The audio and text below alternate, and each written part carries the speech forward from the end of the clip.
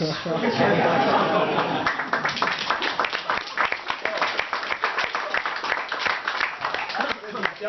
story behind this. Now I'll turn it over to Dr. Reuben. But I'm not going to reveal it.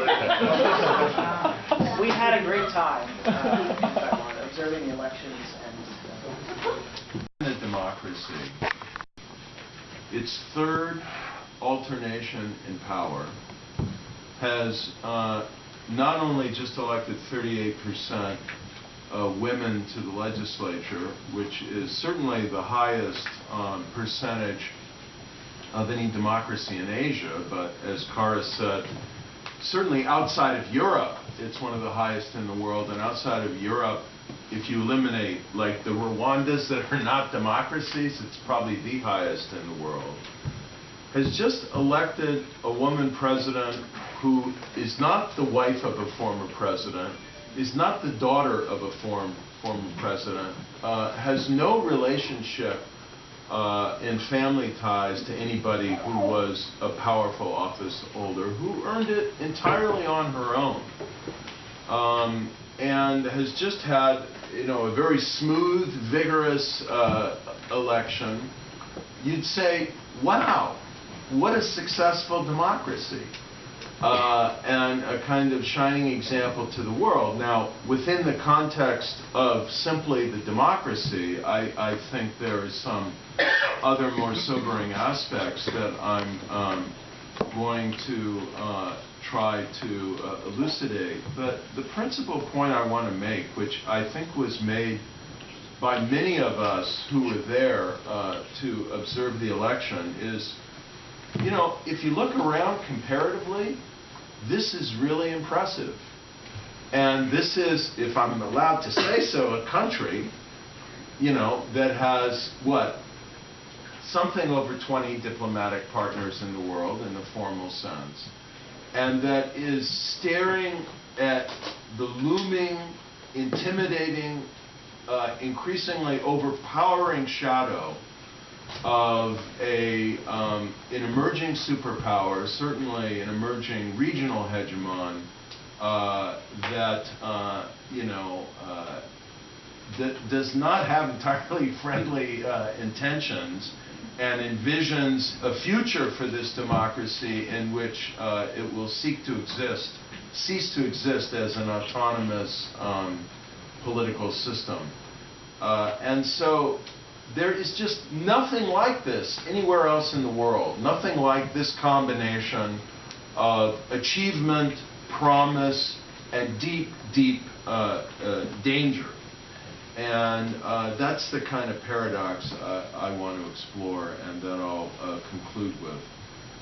First of all, let me hit some bullet points, kind of mainly resonating with Kharis said about why the DPP won. And I'll extend a little bit some of my thoughts on this. I want to begin by making an observation that our dear friend and frequent visitor here to the Taiwan Democracy Program, Professor of Political Science at Davidson College, Shelley Rigger, made at the public session we had organized by the Taipei Forum on the next day, January 17th. Simply, victory was, in a social science standpoint, massively overdetermined. Frankly, if you took away half of the factors that we could list that contributed to the DPP's landslide victory and the KMT's defeat, and keep in mind, Tsai Ing-wen won 56% of the vote, but she had a 25 percentage point margin over her next nearest competitors. So this was a thunderous, massive landslide. If you took away half of the factors, she would still have won by 18 to 20 percentage points of the vote.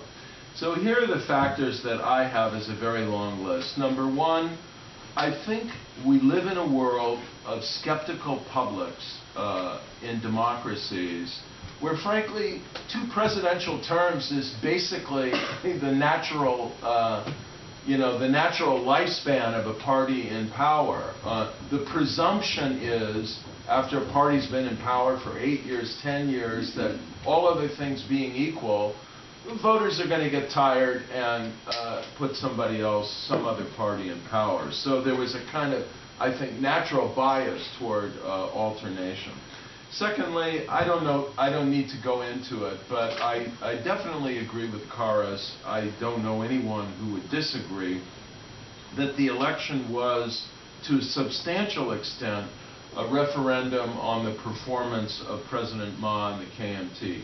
Personally, I think that, Ma was not as bad a president as the Taiwan electorate judged him to be, and that, historically, as we get some distance, a more complex view of his achievements and defects will emerge, and we will try and do that in our next academic study of the Taiwan democracy program. But beneath the current numbers on economic performance that Kharis shared with you is something deeper, and that is a growing anxiety about economic dependence on China, and the sense of many people in Taiwan, young and old, that if this just continues, cross-strait economic integration, with no break and no diversification, that it'll just be a matter of time, really, before Taiwan becomes so dependent on the mainland that it's no longer able to resist political pressures for reunification. That wasn't perhaps spoken so loudly, but I do think it was something on a lot of people's minds. Another thing that I would really underscore that Kharis identified that I think is extremely important, and I was struck by it because, again, it's something that we are seeing as a global phenomenon, and a phenomenon that just completely cuts across the presumptive divide between developing democracies and advanced or established industrialized democracies, though Taiwan is certainly industrialized now. And that is the deep anxiety and concern over rising economic inequality. The excuse, the blame that was adduced for this in Taiwan was, well, this is a result of the ECFA, of economic integration with the mainland, the Economic Cooperation Framework Agreement, and the agreement that the Ma administration was trying to get passed. But, my feeling is one of much deeper anxiety. I know Frank is thinking a lot about this as well, that if it's going on everywhere, and it's going on everywhere, you can't just blame it on cross-strait economic integration. And this is one of the things I'll come to in conclusion when I express to you some of my worries or concerns, that I think Taiwan is at a kind of semi-existential moment in terms of trying to reconceptualize its niche in the world economy. How is it going to redefine, reinvent, reimagine its competitiveness in an increasingly what Tom Freeman calls flat world of intensely competitive trade and globalization? Next, yes, I think the Ma-Wang split between the president and the speaker was devastating for the KMT, and in ways that may reach deeper than were immediately apparent. Because keep in mind, President Ma was a kind of scholar president. He was up at a high level. He wasn't what we would have called, through American history, a ward-heeling politician. Not someone who came up through a grassroots operation. That is, Wang Jingping in the kind of Tip O'Neill tradition in the United States. He's the one who had much closer ties to the, if you want to put it this way, grassroots networks, if you want to put it that way, clientelistic networks. But he was tending them, feeding them, and identifying with them much more. And those, I think, eroded and maybe lost enthusiasm, to put it politely, as a result of the split. There was a sense, this is another point that Shelley made in our post-election reflection, that the KMT leadership had grown really for a long period of time, even predating the rise of Ma Ying-jeou to the party chairmanship, increasingly distant from its grassroots base. Then, you know, the nomination debacle. I mean, the only thing you can even summon up in American history that would be somewhat parallel to this is George McGovern, you know, discovering a couple of weeks, a few days after it named Thomas Eagleton to be its vice presidential candidate in 1972, that Eagleton had had electroshock therapy. And when McGovern had asked him, is there anything in your past I should know about, Eagleton had forgotten to mention that. And so he was, you know, forced off the ticket, and the party needed to convene an extraordinary session to find another vice presidential candidate. And now, after the formal nomination process, when she's running and, you know, is the legitimate, formal, procedural nominee of the ruling party of Taiwan, she's, you know, dumped from the ticket in, you know, a dubious process. Now, I want to say something about demographic change and the point Kharis made that the youth vote went overwhelmingly. We heard 80%, whether it was 80% or 85%, it was 4 or 5 to 1 DPP. And we were told by a prominent pollster who used to, and a scholar who used to hold Eric's position in this program, that the electorate is turning over 7% every 4 years, every election. So just think about what that means, because this balance has been going on for a while, iterating over subsequent presidential elections. And this is maybe the single biggest reason why I would be worried if I were the KMT. It's just like they just don't appeal to young people. And the people they appeal to are increasingly disappearing for the electorate, and the people they don't appeal to are increasingly entering the electorate. Some very interesting things happened inside the DPP organizationally. And I think this is a very interesting story that is still to be told.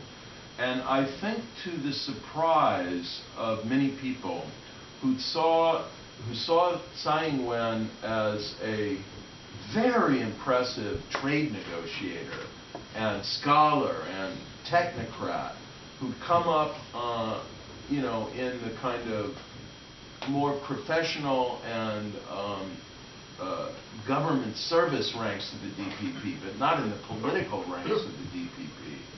Tsai Ing-wen emerged as, I think, an extraordinarily skillful and wily chairperson of the DPP. She was facing two rivals who had sought the presidential nomination in 2012, Su Chen-chang, who's the former mayor of Taipei County, and Frank Hsieh, the former premier under Chen Shui-bian. And you know, they hadn't given up their hopes of being the DPP presidential nomination in 2016. And you know, she just completely outmaneuvered them and pretty much demobilized their factions within the party. The DPP used to be a very, very factionalized party. And from what I have gathered, there's really only one of the historic factions, the New Tide faction, that really has any strength at this point. And so she unified the party under her personal leadership, something that I don't think everyone was expecting. Beyond that, she really traveled the country, and again, as it was explained to me by someone on the organizational inside of the party, spent a lot of time during those 4 years between her defeat in 2012 and her victory in 2016, building grassroots organizations that were personally loyal to her. So she may have a little bit more of a personal base now than, you know, might be apparent from a superficial look at her profile, although I do think one